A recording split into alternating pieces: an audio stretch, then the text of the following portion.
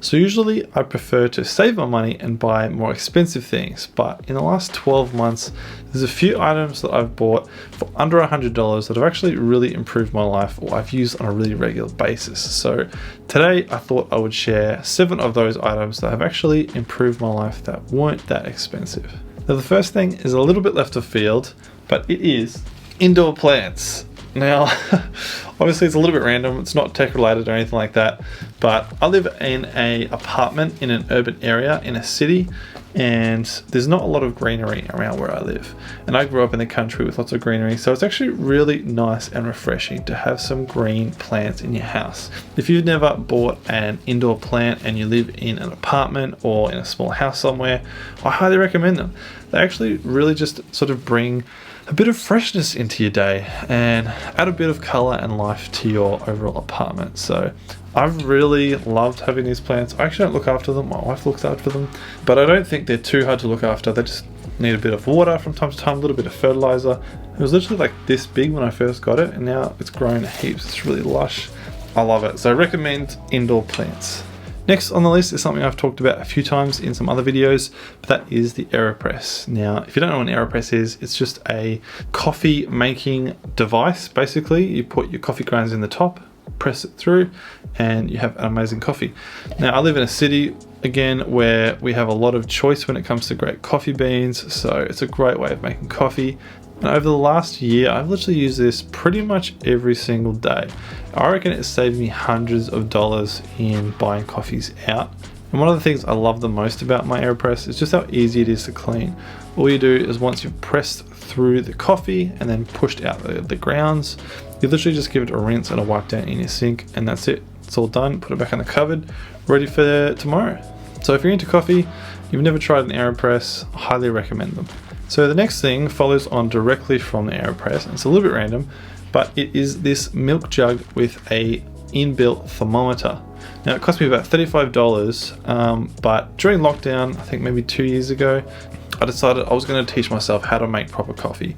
And I'd never had any experience with frothing milk or anything like that. And I bought a Bellman stovetop steamer, which is basically just a steam one that you can put on your stove. And I bought this with it, and it was the best investment because it was a great way of learning how to be more consistent, particularly with my milk temperatures and not burning the milk, which is always terrible. You literally watch the temperature rise as you're steaming the milk. Once it hits the correct temperature, you stop and you're good to go. It's really helped me be more consistent. It still took me about a year to get consistent at making good lattes and that kind of thing, but I'm pretty consistent now. I reckon 9 out of 10 coffees I make are decent. I definitely still stuff up and make really crap coffees from time to time, but this particular milk jug with the thermometer was really helpful in terms of teaching me and helping me learn how to make proper coffee. And on that note, I'm all about using tech to improve your life, which is what this channel is about. So if you're interested, be sure to subscribe if you're not already. So number 4 on the list is again something I've talked about quite a bit on this channel before, and that is the Google Nest Mini. I've got 2 of these Nest Minis. I've got one in my office just here, and then I've got another one, which is this one, which I keep out in the living room. And they're pretty much just great general assistants. They're so much better than Siri. Siri sucks compared to Google Assistant, and they are what got me into smart tech. And I've set up our apartment with like quite a lot of smart tech, so I've got a video coming out relatively soon on my whole smart tech home setup, so keep an eye out for that. But these devices are really great base stations for your smart tech setup, and they're pretty decent speakers as well. We'll often play music from our Nest Minis just in the background or when we've got friends over. And I literally got it for like $30. I'm pretty sure I got this for about $30 on Facebook Marketplace of all places.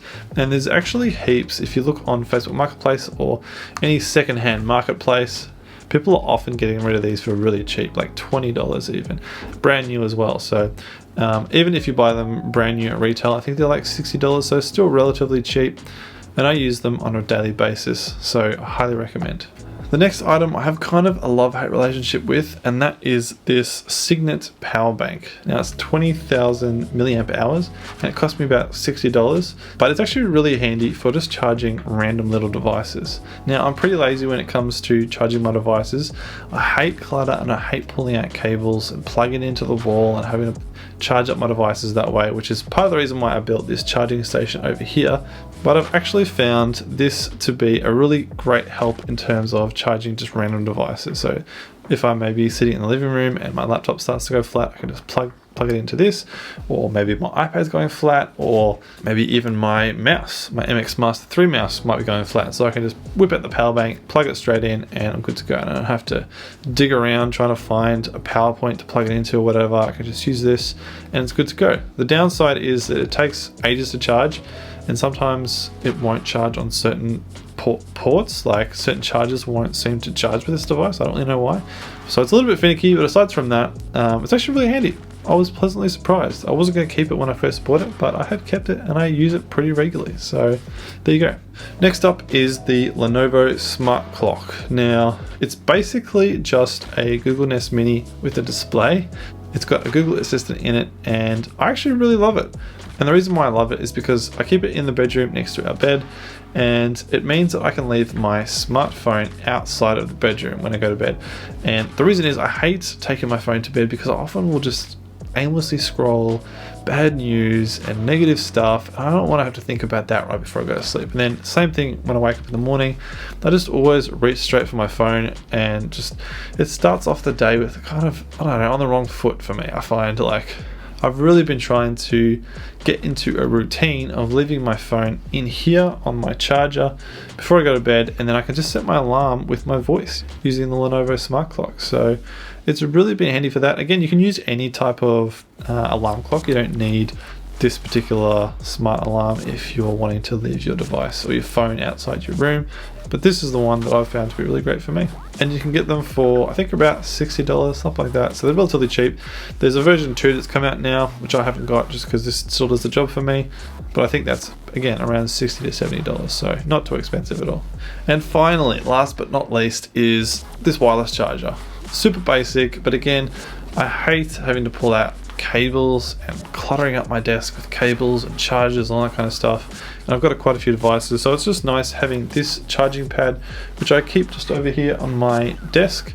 It's nice having that just there, so whenever I'm working on my computer, I can just chuck my phone down and it'll start charging. Especially now that my iPhone's getting a little bit older, it's great to have a charger just handy with no cables, no mess, no clutter.